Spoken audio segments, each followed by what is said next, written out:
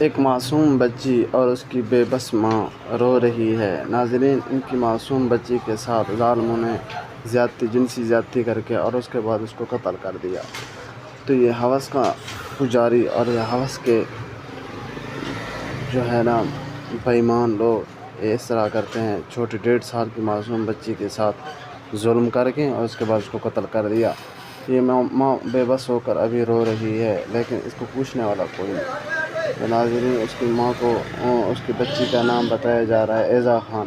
تو ناظرین، یہ افسوسناک واقعہ کہاں پیش آیا؟ تو بتایا جا رہا ہے کہ یہ کراچی کے اندر یہ افسوسناک واقعہ پیش آیا۔